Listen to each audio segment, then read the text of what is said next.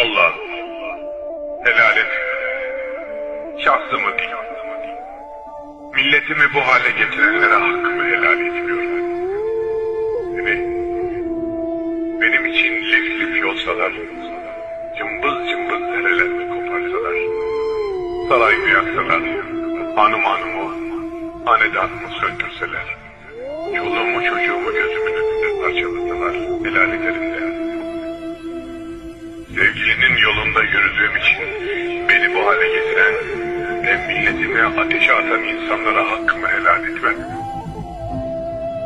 Allah, mukaddes isimlerine kurban oldum. Ya Ali,